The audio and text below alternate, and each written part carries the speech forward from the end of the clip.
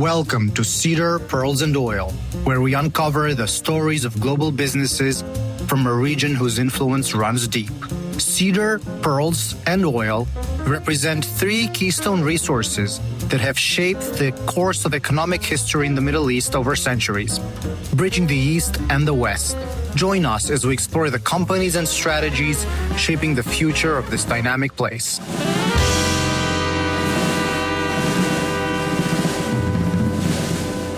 Last time, we talked about Almarai's transformation into a regional food giant. Today, we're taking a deep dive into the world of logistics.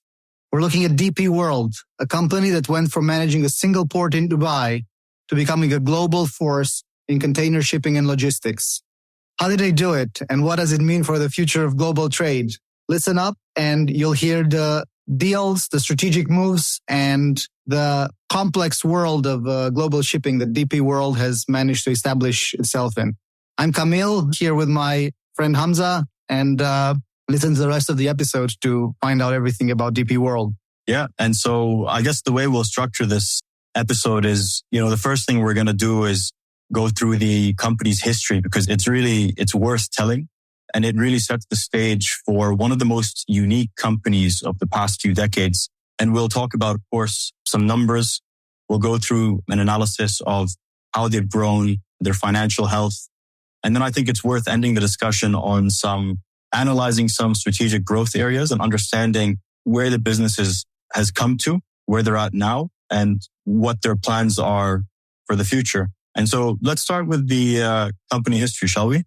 Okay, so the company in its current shape has existed since 2005, but we actually need to go back further in order to really understand the history. And that is in 1972, when Sheikh Al Maktoum set everything in motion by building building construction on Port Rashid. And at the time, this decision didn't make global headlines, but it really was the part of a larger plan to transform Dubai into a global trade hub. It's quite interesting to note that obviously, and this is oil is a recurring theme in this podcast and the series, but one thing to realize is that the idea that country and the economy should not be as reliant on oil as it had been was always in the making. It's not a new thing. So in 1972, they decided to build Port Rashid as a way to establish Dubai as a trade hub. And after Port Rashid, they started building Jebel Ali Port in 1979 as well, which was a much bigger platform. It had natural advantages. Today, it became the largest man-made port in the world, has a capacity of 19 million containers a year. They call them 50-foot equivalent units. So we're going to keep saying containers for the rest of the podcast to make it easy for us and for everyone. But just for reference, when we say container, we mean 20-foot equivalent units. That's the standard measurement in the industry. Yeah. Oh, and I'll just expand on what you said, because it's really important that we contextualize the founding. And like you mentioned, Camille, it didn't really make headlines in the way that maybe in retrospect it would be deserving of those headlines. But in retrospect, we understand where this all led to. And it started from, if we want to understand the strategy for a DP World, we have to understand the makeup of the country of the United Arab Emirates. And they were separate emirates controlled by ruling tribes. And when they united to form a country, they each had control of different emirates, and not all emirates were equal in terms of access to oil. And so to your point, where oil is a recurring theme, and, for the region, of course, that's a no-brainer, especially in the last few decades. But especially here, this company was established by the government of Dubai. And the interesting thing about Dubai is that they did have oil reserves, but nowhere near as much as Abu Dhabi. And those who are familiar with the country's economy know that Abu Dhabi, till this day, still is still pulling oil out of the ground. But Dubai understood very early on that it was not going to be able to sustain its oil-driven growth as long as its neighboring emirate. And so what they did is very early on, they had this strategic prowess, call it, the vision, to begin thinking about diversifying away from oil. And, this has become a trending conversation recently, but they were doing this in the 70s. And they didn't just talk about it. They the establishment in 1972 that you mentioned, Camille, of Port Rashid was to start this very trajectory. And it's really worth noting that initial context, because then we can understand that they, the founding of Dubai DP World or Dubai Ports World it was a part of a bigger plan to create an ecosystem for global trade. And at the time, I think it's worth mentioning, Camille, that at the time, this was an impossible feat. I mean, nobody would have thought that this would have been successful. And if you think about it geographically, Dubai's location is not the most strategically located port for global shipping routes. And, if you just were to look at a map, you would think, well, if I want to connect the Indian subcontinent, Iran, the Middle East, Africa, Europe, the rest of the Middle East, it probably makes more sense to, just geographically speaking, use maybe Muscat in Oman, or even Fujairah if we want to stick to the United Arab Emirates, because those fall on the Indian Ocean and they're more geographically accessible. And so at the time they knew this, actually, the government of Dubai understood this. And yet the way that they planned was to give themselves a competitive edge so that people would come to them despite the disadvantage geographically. And I think that's really worth mentioning and really fascinating, because they had this long-term strategic thinking very early on. And that kind of is a theme that carries on throughout the story that we're going to tell. Yeah, I think that's a very, very interesting point that you're making. And we always say, and you always see in the media, Dubai is strategically located between East and West. And it's true, but it's not that it's the best place location in the Middle East. And just like looking at the map, you can see exactly what you described now, Hamza. And I would invite everyone to do it and realize that it's not just the fortune of geography. It was there had to be a lot of strategic thought and effort and action put into transforming the city into the global trade center it has become. Absolutely. And, just to highlight some of the things that they actually did, if we want to talk about what did they do strategically to differentiate themselves despite the geographic disadvantage. And there was a few things. I think one of the earliest things that we read about in some of the reports was that at the time, ports that were receiving ships that were facilitating global trade were managing this whole system through piles and piles of paperwork. And if you imagine every single ship that comes in, there's, unspeakable amounts of paperwork, and you're coordinating also across the globe, across continents. And so a lot of mistakes were made, and this caused massive inefficiencies. And one of the things that they did right at the start was that they replaced this paperwork with digital filing. And they actually developed in-house systems. And this was a huge efficiency driver for them. And at the time, it was also very controversial. Even within DP World, if you read some of these reports, you'll see that even within DP World, they had to keep these projects secret from certain employees. And it's kind of a similar conversation to today with the advent of generative AI and predictive AI and the fear that people have. It's kind of become this theme or this conversation topic of like, how many jobs are going to be replaced? And this was happening within DP World as they were developing these technologies to get rid of these massive inefficiencies, all this paperwork, all these sources of mistakes. And so they actually had to hide the development of these in-house technologies because they knew that ultimately it was going to be the end of large groups of employees' careers with their company. And that wasn't without controversy at the time. But the long-term view that they had was that they had to strategically position themselves in order to gain that advantage. That was one thing. And another thing they did was they also acted as a sort of service provider of data. And so when ships would come in, they kind of had this, I guess we can call it premium service. They weren't just like docking their ship, unloading their cargo, and then going on their way. It was a case of DP World as a company, they weren't DP World at the time, but Port Rashid and then Jebel Ali. And, these ports that were run by the Dubai government were run in a way such that they could actually collect data because they now were developing more efficient ways of filing it. And they could collect that data, aggregate it, derive insights from it, and actually sell it back. Or actually, I'm not sure if they were selling it back, but they were providing it for sure to the ships. And so the ships actually had the advantage of saying that it might add a little bit of time onto the journey, as opposed, if I go to Dubai, as opposed to Muscat or Fujairah or some other port on the Indian Ocean coast. But I will get this advantage of more efficient filing, paperwork, all the sort of boring work that comes along with the job, I suppose. And it's handled for us at the port.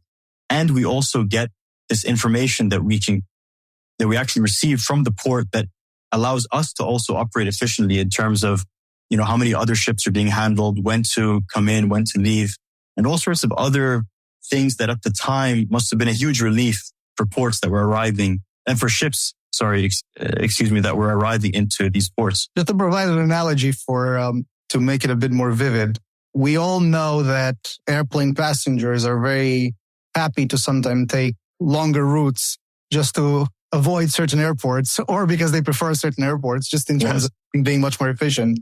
So if we have that experience in our daily lives, obviously or maybe not daily, but in our personal lives, when you're talking about moving around millions of containers, you can imagine the errors being able to compound in a significant way and companies being willing to maybe wait a bit longer, but to make sure that the work gets done properly and that their cargo arrives on time and arrives without any issues. But to go back to the establishment of the company, as I mentioned in 2005, it took the shape it had today.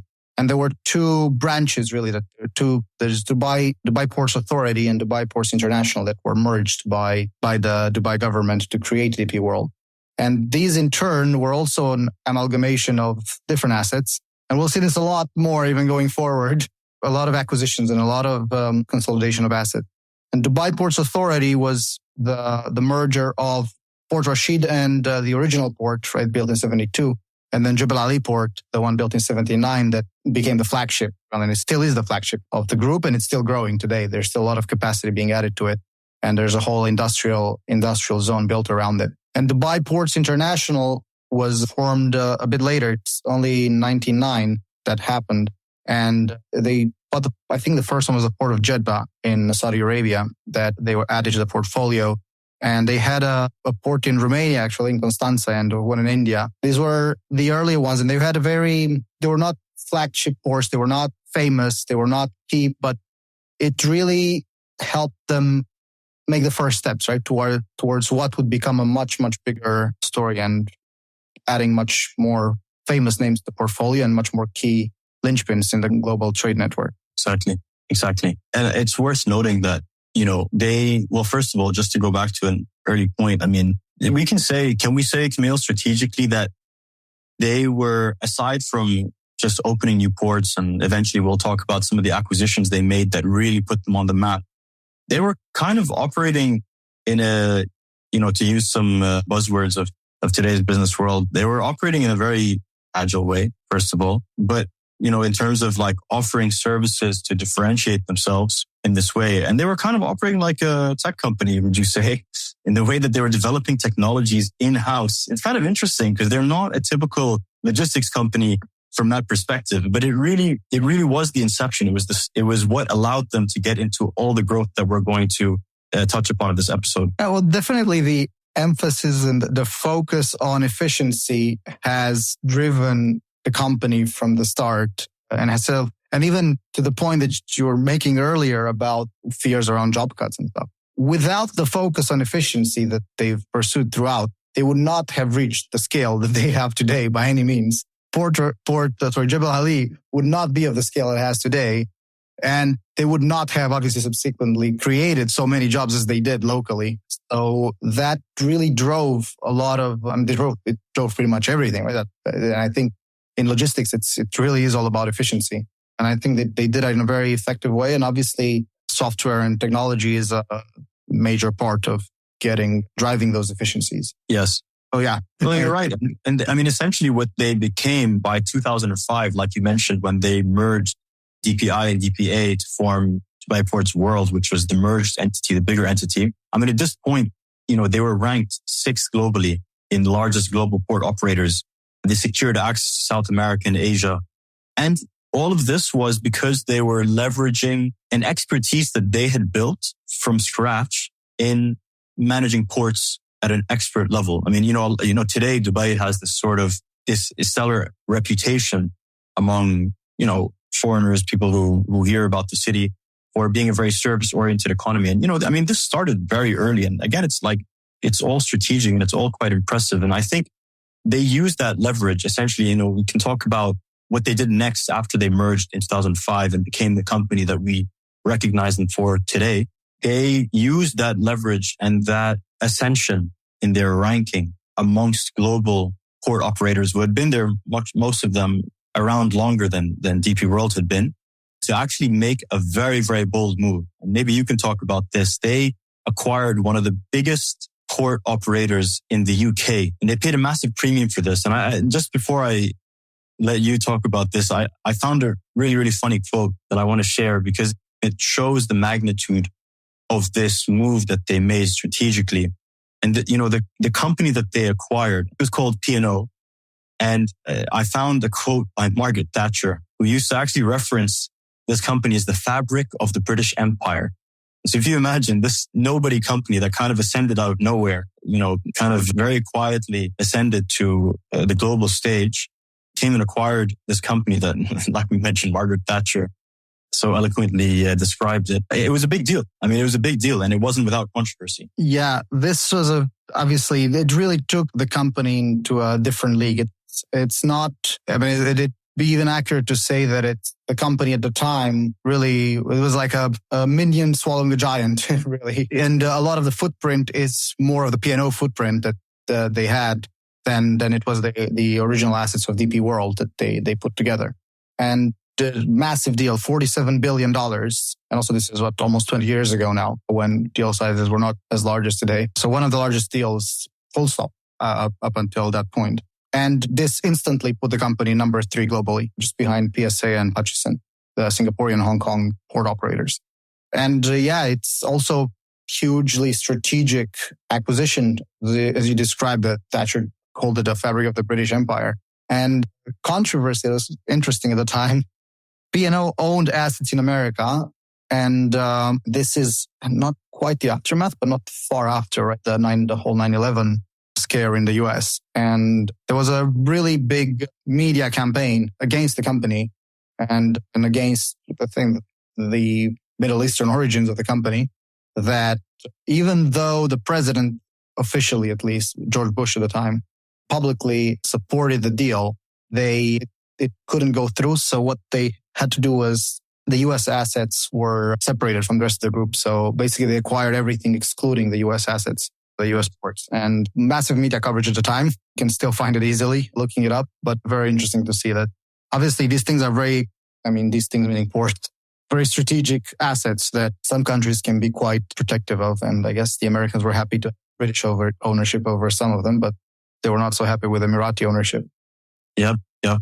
And like you mentioned, I mean, deal sizes were nowhere near the sizes that we see today. And so, they had to pay something like it was roughly 70% premium over market value to acquire P&O. And we can imagine the kind of stir that caused. But I really like your analogy of a minion eating a giant, because that's exactly what it was. But they essentially became the giant. And I mean, we talked about the standard metric in this industry of TEUs.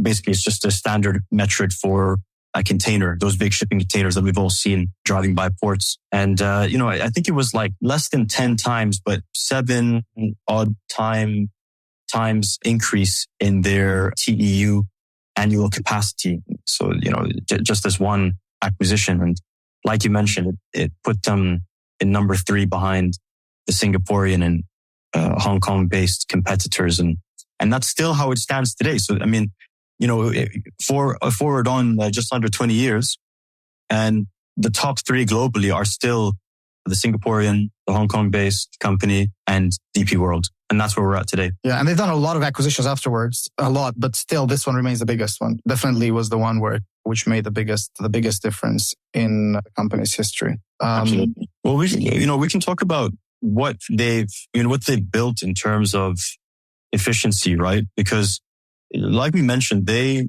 more than just being a port operator, they developed a standard of excellence, let's call it, and efficiency in operating the ports that allowed them to strategically differentiate themselves despite other disadvantages. And, we still see that efficiency today.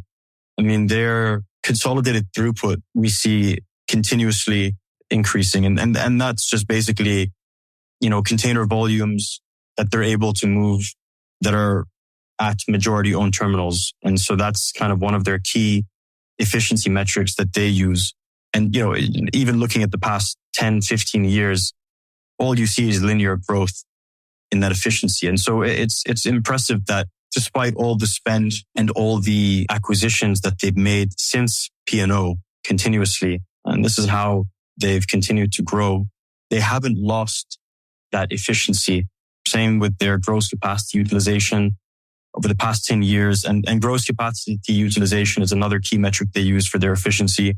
It's another standard industry metric. It's basically their efficiency of using available capacity at their gross terminal network globally. And again, we're talking on a global scale, and we're talking over the past 10 years, just pretty much linear growth. And so, this efficiency is there. It never went away, and it's only improving. And that's a testament to their long-term vision. Yeah, definitely. I think the KPI that you're referring to for basically this number of containers that can turn over within a specific amount of time, it's berth moves per hour. And I remember seeing the number of 10-15% increases in efficiency in how many containers can be handled in an hour from the same. Obviously, compound this over 5-6 year period, you end up with a very different operation than what you started with. And this has what's let the company get to the size that it's gotten to. Yeah, absolutely. But it's also worth noting, and we were having a discussion about this in a lot of detail earlier, that the company is not without growing pains. And, before we go into this, we do need to emphasize that it is extremely impressive what this company has managed to achieve and is continuously achieving today. But of course, with any company in any industry, when a company's growth strategy is so dependent on acquisitions, and like you mentioned, P&O was the biggest, but it kind of set a strategy in motion of aggressive expansion, and that expansion is through consolidation and acquisition throughout the industry. There are growing pains with that. And to list the most important ones, if we look at their margins, they're actually steadily declining, especially since 2021, it's most pronounced. You had a bit of an increase, just before COVID. It's interesting because it's not, obviously COVID played a role in everyone's business, but it's a bit more complicated than just, COVID slowed down their business. And, things have picked up since COVID in terms of supply chain bottlenecks. So you can't just pin it on the pandemic. It's really interesting because we were trying to pick this apart, and it's not so straightforward just by looking at the annual reports. We kind of were faced with a bit of a jigsaw puzzle, and we had to piece it together, from third-party information, their annual reports, some of the management notes. And I think you and I both probably still have question marks about what's contributing to the business's slowing margins. Because you made a very good point, Camille, like their revenues are steadily growing and their efficiency is steadily growing. So of course, by, logically, when we look at steadily linearly declining margins, especially over the past 3 years, it must mean that their cost structure is just getting more and more burdensome. And I'll just note one of those reasons, but there's more important ones, but this is definitely an important macro theme. And I think now we're at a turning point, or it seems like we're at a turning point at the time of recording this episode where that's starting to change. And it seems like they took a lot of long-term debt out. And a lot of their, I broke it down. Based on my calculations, it seemed like 18% of their total debt matures in 2030. And then 60% of their total debt is maturing 2028 onwards. And I think what's interesting is that this is debt that they took with variable financing because their financing costs have significantly increased. And of course, that's not going to have an impact on their EBIT margins, but it definitely impacts their net margins. And you'll see this because their EBIT margins are slowing down, but their net margins are really slowing down. And this is kind of the cherry on the cake in terms of slowing down their margins. And again, there's some other reasons that we'll get into, but the most important thing to note is that they have all this long-term debt. Their financing cost is increasing significantly. And of course, we understand that because after the massive quantitative easing experiment that took place to try and spur the economy globally after the pandemic or during the pandemic in order to deal with the consequences of that in terms of inflation. We've been in a phase over the past 3 years or so of the exact opposite of that, and so obviously the cost of financing has gone up, and the fact that their financing is variable, it's really hurt them. And that's been one of the reasons. But to put things in perspective a bit for everyone in terms of the story behind this fall in margins and despite the huge increase in top line. So after this acquisition of P&O that we were discussing earlier, they've made a lot of other acquisitions. Just roughly their capacity at the time was below 50 million containers a year.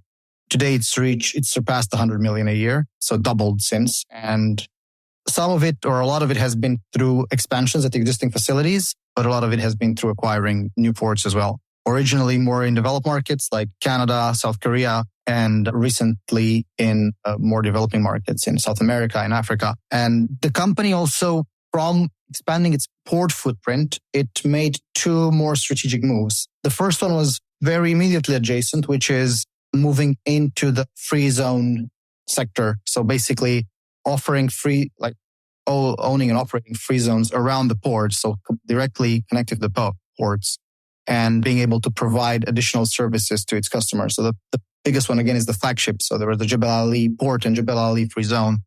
And with the consolidation of the two together, put under the same ownership, the company's been able to provide more integrated services to its customers. And the same thing happens in London. So they own the London Gateway port with the industrial zone and others as well. They've made a big decision, but that business seems to have similar economics, at least similar dynamics to the port business, being immediately adjacent and also critically very capital intensive. So very high margin business. They, in 2017, 2018, they've made a pivot, or maybe not, pivot is not the best word, or the enhancement of their presence to also offer logistics services and marine services. So really going from just offering like port-to-port services to really doing end-to-end logistics services, organizing the supply chain, like freight forwarding, like really competing with the likes of FedEx or DHL. And a lot of their acquisitions afterwards have been in that direction, a lot of the capital deployment. So to date, I think it's been more than $10 billion deployed in this direction. And you can see it definitely in the top line, and especially in the breakdown of the top line. You cannot see it yet in the bottom line. Yes. It's maybe just a matter of time for things to come online and for maybe a lot of these new assets to reach cash flow maturity. But the company did increase its debt profile a lot. So I think they used to be somewhere like 2.5 times EBITDA. And now they're like 4 times EBITDA in terms of net debt to EBITDA ratio. But yeah, very interesting strategic move. And interesting to note, even though their competitors have also done some vertical integration, DP World has been more aggressive than all of them in doing this. To the point of actually they built a B2B marketplace for East Africa, kind of similar to Alibaba, where they're really trying to get to the source of the demand, right, to the end customer. Yeah, for sure. And Africa is actually a key strategic growth area that we want to talk about. Before we both get into that, it's worth talking about because you mentioned the different business divisions that they've started to expand into. I mean, like we have been talking about, the port operating business is really their bread and butter as a company. And, we spoke about that in terms of the establishment of Port Rashid, Jebel Ali, and the acquisition of P&O. And all of this was the port business. And if we just look at the margins of each business division, the port business yields them something like 50%, 50, in terms of bottom line margin, which is really good. And, and that makes sense because by nature, the business is more fixed. Once they have, it's an asset-based business and their asset turnover is extremely good as well. If you look at the numbers.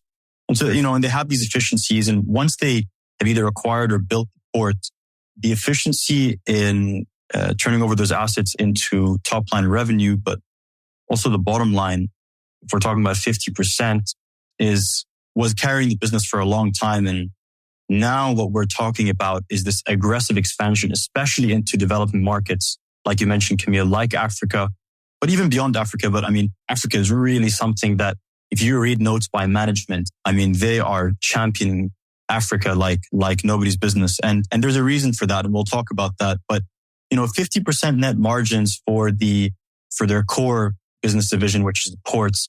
When you look at marine services and logistics services, you have marine, which is the next most profitable in terms of net margins. It's something like 20%, if I remember correctly. And then the logistics businesses is around 15%. And so 15% is a notable drop off from 50. And, one of the first questions that came up for us, Camille, was, okay, well, why are they making, like, if you look at their growth CapEx, right? I mean, we talked about this at great length as well.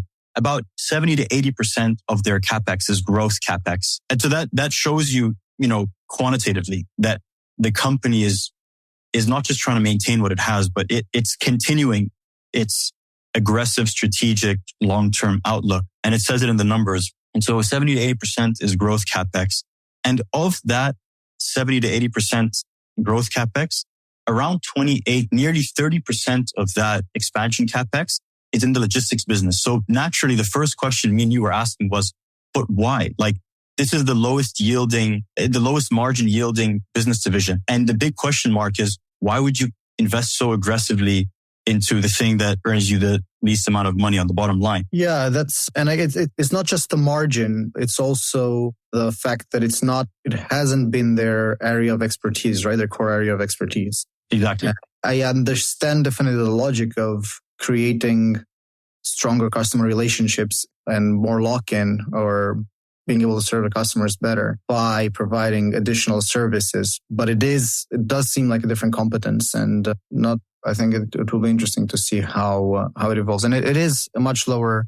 So looking at it, you have, for ports, you have about 50% margins, but EBITDA margins. But for logistics services, like on $8 billion of revenue, they had $1.4 billion of EBITDA.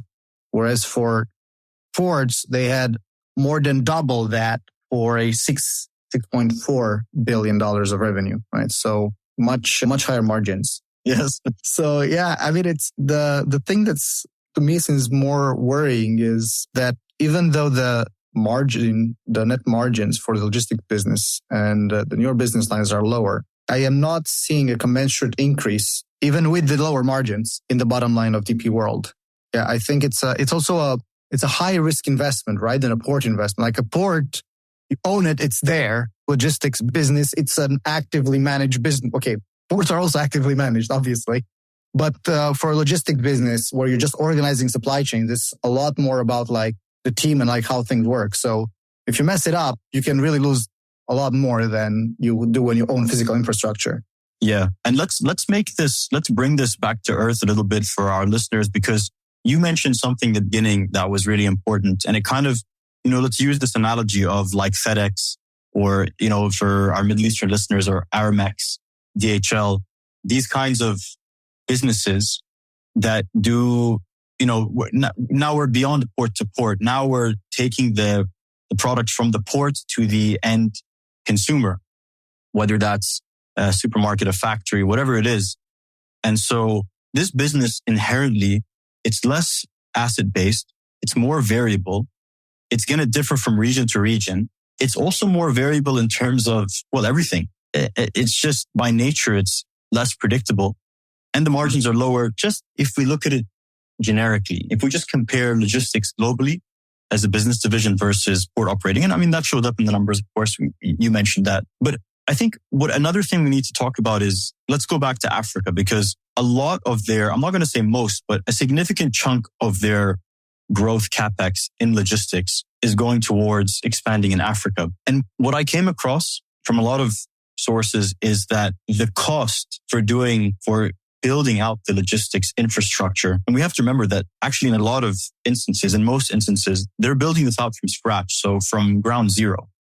So number one, that has the higher cost attached to that, but also just the nature of doing business in Africa, especially as pioneers. And when I say pioneers, it doesn't mean that their competitors, Hutchison and their Singapore-based competitor, are not expanding in Africa. It's just that DP World was, let's say, first to the punch from what we read. They were more aggressive earlier. And the issue that they faced was the lower levels of existing infrastructure. And so they're kind of playing a role. And again, this requires a long-term strategic outlook, they're playing the role of, we'll come in and establish this infrastructure from scratch, because ultimately it benefits them. And, one of the key drivers for this expansion into Africa is the mining business. And we're talking about mining for precious minerals, especially precious minerals like lithium, cobalt, and copper. We came across quite a lot. And these three metals, if you think about them in terms of what role they play in the global economy, first of all, the demand for all three of these metals is projected to expand exponentially over the next few years. I mean, some projections that I read, I'm sure you came across some of these as well. For example, lithium demand is expected to triple by some estimations by the year 2045. And lithium plays a key role in electric vehicles and energy storage technologies. Cobalt is expected to double by some estimations by 2040. This is used in batteries, again, energy storage technologies. Copper demand, a bit slower, but still a dramatic increase expected to rise 50% by 2040. And copper it has a lot of uses, but especially solar and wind energy technologies. And it's really interesting because DP World is kind of, like you mentioned, Camille, stepping out of their competence. I mean, their competence is being a port operator. And now what they're trying to do is they're trying to diversify. I mean, investing in logistics is not diversification, although they might call it that. It's more vertical integration, like you mentioned. But if you think about it from a long-term perspective, it is kind of diversification, because they are building the infrastructure from ground zero in an emerging economy, an emerging continent, in the continent of Africa, which is, many of those countries are, primarily emerging economies. And they're doing it from scratch because they have this long-term outlook that they for sure understand that the demand for these minerals is only going to rise as the economy looks to pivot in its energy transition, right? From fossil fuels to renewable energies. And this comes up a lot in the research. And there's definitely a lot of, and they have quite a few ports in Africa, and mining is one of the big themes, or big growth areas. But it's not the only one. There's a few different catalysts. Another big one is around really just the increase in general incomes in the population and increases in population. So it's pretty much the only place in the world where populations are still increasing significantly. I mean, they have a deal they have a deal for the port in Somaliland, Berbera, which is together with the Ethiopians. And obviously Ethiopia is a huge country, right? Completely under-penetrated. Like, the economy has been closed for a really long time, and it's still quite closely controlled by the government. And it's pretty much Ethiopia's access point to the world. Ethiopia has 100 million people today. It's going to double over the next 30 years or so. It's definitely growing. It's one of the fastest growing countries in terms of population in the world. And also incomes are growing. They are nowhere nearly hitting an inflection point or anything. But also you cannot do that without having the basics like ports and infrastructure.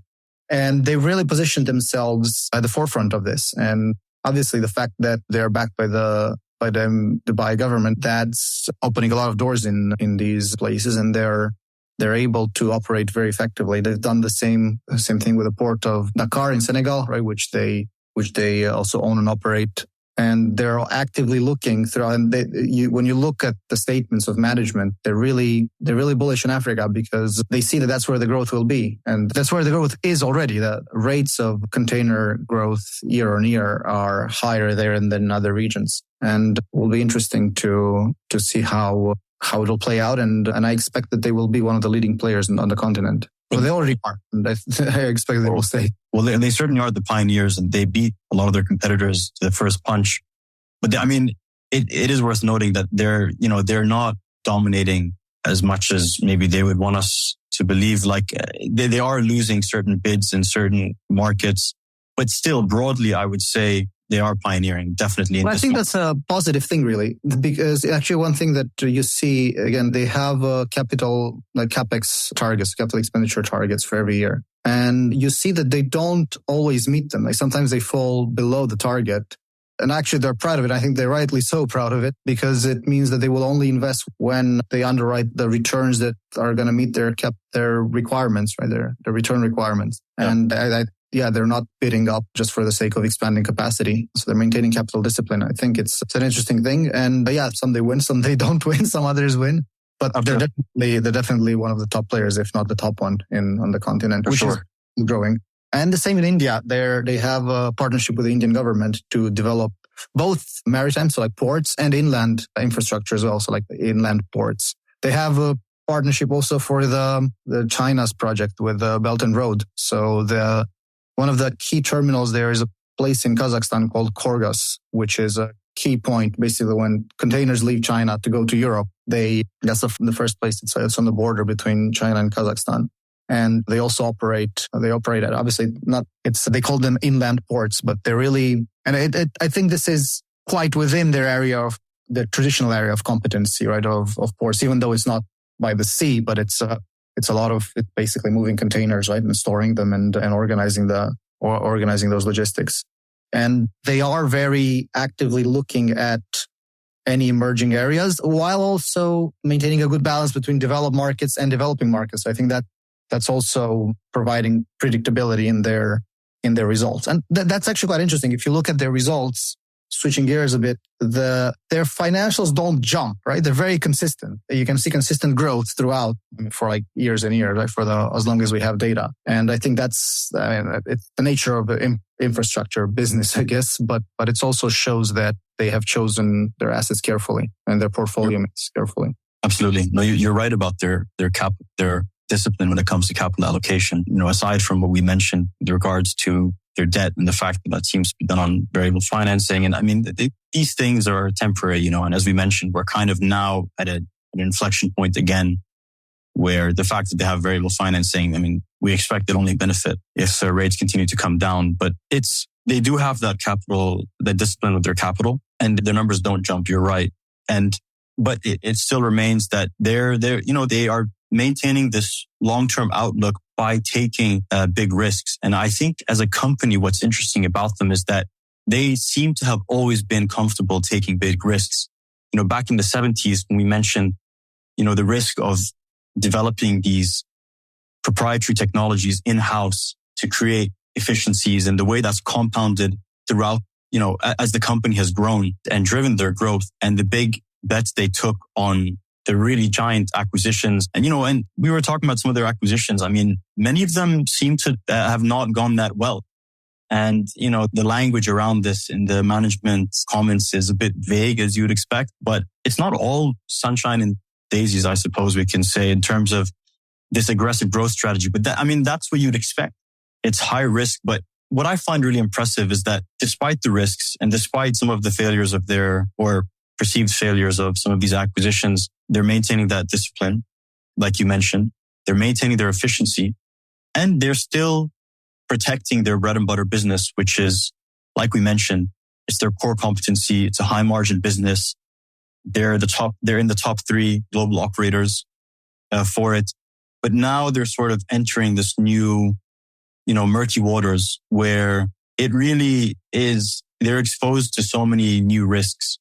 And, when we talk about logistics and we talk about their expansion, their growth CapEx and where it's going, they're doing all sorts of things. I mean, one of the things you mentioned is they're investing in, B2B marketplaces. They're also partnering with like local financial institutions, especially in Africa. They're trying to enhance access to trade finance solutions. But all of this is really risky, and they're exposed to also local geopolitical risks. And then also all of this has a much higher cost associated with it. So I'm really curious. I mean, I wonder how long it will take. And I know they have the discipline and the long-term outlook to stick with it and to stick with their vision and to not succumb to kind of short-term pressures, because we've seen that in their history. But I just, it leaves me wondering how much more can they grow, first of all, in their core competency? And maybe they recognize that there's a limit to that. And how much will we have to wait to see a reflection of their investment and the growth in their top line, but to see it reflected in their bottom line, like you mentioned? Yeah. First thing, in terms of leverage. So the company, just to make clear to our listeners, to everyone, it's not, they've increased it a lot, but it's not over leveraged. So it's like 4 times net debt to EBIT. That's quite acceptable for a company with their earnings profile, for an infrastructure player. I do definitely agree with you with these push or aggressive push into logistics and into more service businesses, less asset heavy businesses. profile of the business is changing. The risk profile of the business is changing. And obviously you would be able to potentially see rates of growth that you would not see by just being a pure play port operator, port owner and operator. But it's also a very different beast. And management talks about it in their report, in their annual reports, where they say when there's shocks, for ports, like shocks don't result in very high percentage changes from year to year, even like when COVID happened and all, like it's because they're very essential, right? To like everyday life, the trade that goes through them. But some of the logistics services, they can see much bigger swings in both directions. And I do wonder if like having the two together within the same organization is really the best way to run both of them. I mean, I definitely understand the logic of Dubai as a global trade hub, being a big player, not just in ports operating or infrastructure, but also in logistics services generally, and having a Dubai-based player that's a big international logistics player. I'm not 100% convinced on the need to have that competency within the same organization as operating ports and industrial zones. But we'll see. Yeah. They've proven people wrong before and they could do it again. Exactly. The jury's out, as you said earlier. Yeah. And we can definitely say that they are gaining, at least, we can say something else positive, which is that it seems like they are edging ever closer to their competitors. I mean, when we said that they are in top 3, I think they fall in number 3, wouldn't you say? Behind number 1 and 2, which are the Singapore and Hong Kong based businesses. And it does seem like, and it does seem like, especially if the thesis about Africa plays out the way that they would hope, they really have, if for anyone who's interested in this industry, and this is not investment advice as a disclaimer, but I have to make that disclaimer. This is not investment advice, but it just does seem that strategically, at least, they're edging ever closer. And I think the complicated thing about businesses like DP World, as you mentioned, is that it is a complex business. And, maybe someone else knows better if this is the best structure, is to have it housed under one roof. And maybe it is. It's a very complicated business and it's a very capital intensive and asset heavy structure. And it's only getting more complicated. And of course, the increased complexity is also partly a result of, they have to respond to the times. In the times we're living in now, at the time of recording, some of their shipping routes are now, less, let's say there's geopolitical risks that they need to consider at least. And I think they've done a good job of maintaining their efficiency and maintaining their strengths despite these new geopolitical risks. But they're definitely unique, I would say, in the industry in how far ahead they plan. Wouldn't you say? Yeah, I think that their ownership really is very helpful, right? And I guess that's also what I was saying about proving people wrong. If they were a public company listed in the US, say, I wouldn't be surprised if you'd have like activist investor interest in given all the acquisitions but given they have a shareholder that's obviously not interested in the next quarter or even next year, they're investing for decades to come, then they can do things that other people cannot do. And I think it's not completely fair to compare them in the same way that you would compare a company run with the shareholder profile that's focused on shorter term results. And yeah, I think that probably that's also the one thing we didn't mention so far. They went public in 2007, but they're actually delisted in 2020. And so it's fully owned by the government of Dubai. Yes, exactly. Well, why don't we wrap it up from here? I feel like we've gone through a lot and maybe we can just each of us bring it together. I think this business is such a key piece, and these businesses, operate so quietly, but they're so crucial to global trade infrastructure, and understanding these businesses, I think, is really crucial to understanding, the broader jigsaw puzzle. So do you want to wrap it up on your side? Yeah, I think this is actually a very, very interesting thing that you mentioned then, because when I first proposed the Let's Do DP World, I thought, well, globally recognizable brand from the Middle East. And actually, that's one thing that's interesting about the company, that it is one of the few from the region that's truly global. Like these guys really are everywhere. And we're saying from Canada to Senegal to Korea to Turkey to India to Indonesia, Brazil. They really are a very, very global company. It really cemented my understanding with regards to, it brought together some macro themes as well. And it also brought together some longer term outlooks just to kind of put myself in the shoes of management and to see how they're strategizing and planning for the future. I think is a really interesting way to get a glimpse of, how these industry leaders see global trade developing and where they see growth coming from and how they're planning for it and how they're hedging against risks. That's a great thing you said. Actually, I'm glad you touched on it. When you look at their annual reports in the sections specifically, they have sections on market overview, and they talk really clearly about like the market dynamics by North America and in Asia Pacific and so on. And even more so about their own numbers, right? And because they're very big players, actually quite representative of the economy. And because they're so global, they're really representative of the global economy.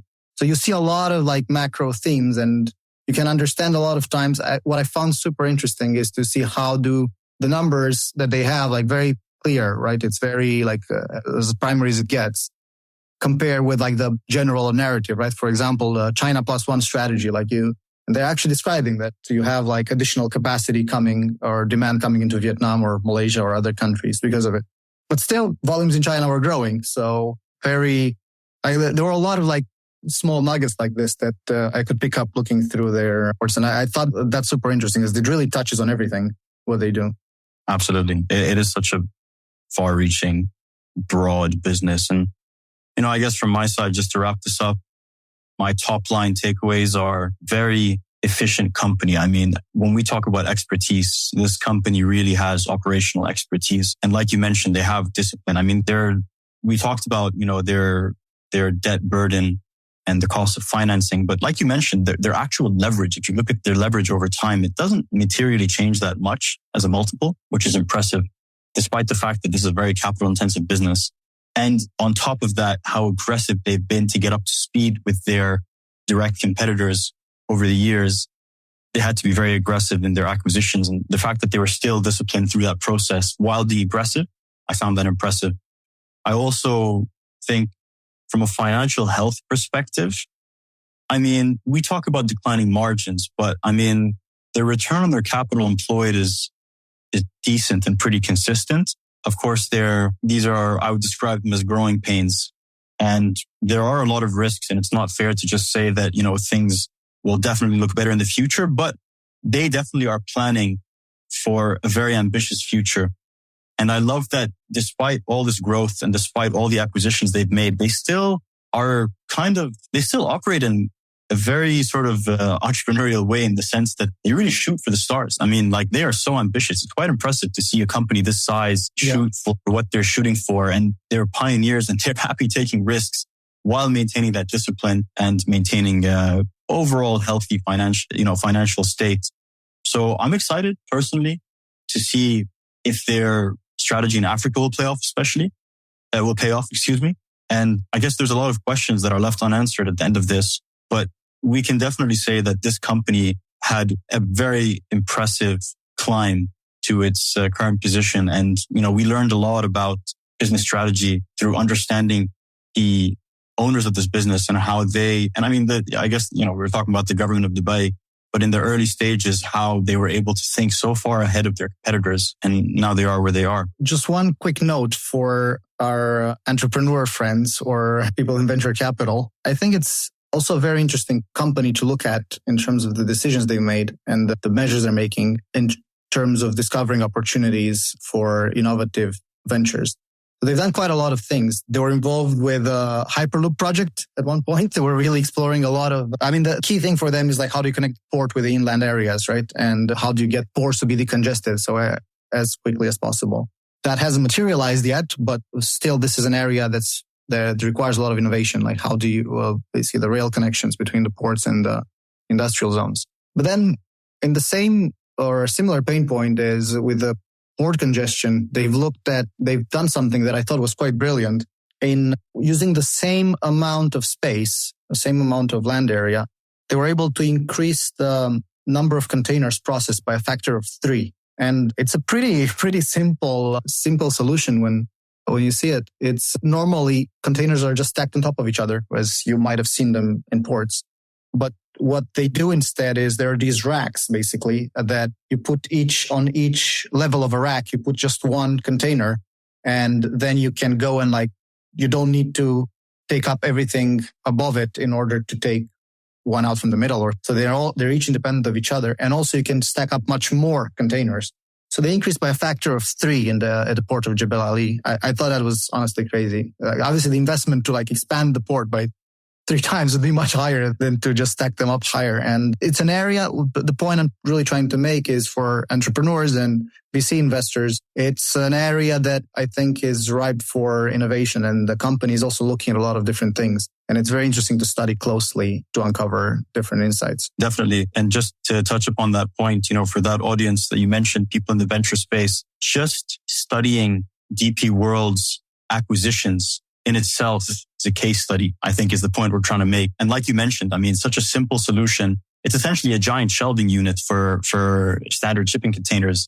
But that alone, the efficiency that it's able to create, I think it's definitely worth, and especially for our venture friends, to understand that, there are companies like this who share this kind of agile thinking. And, just because of their size, it doesn't negate them from thinking entrepreneurially and thinking creatively. And DP World definitely maintains that creative thought process. And, thinking about how much of their growth is driven through acquisition. Like you mentioned, I highly agree. And for our listeners who are in this space, these companies are actively looking for acquisitions, for synergies that create more efficiencies for them, that help them bridge the gaps between factory to final end consumer. And it's just something worth thinking about. And on that note, thank you very much for joining us on this episode of Cedar Pearls and Oil. Hope you enjoyed today's deep dive into DP World. And don't forget to subscribe and check out our next episode. And the disclaimer we'll make is, one last time, none of this is, of course, investment advice. Thank you for tuning into Cedar, Pearls, and Oil.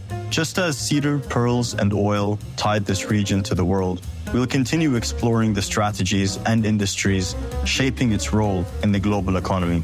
Subscribe and stay with us on this journey through the crossroads of commerce.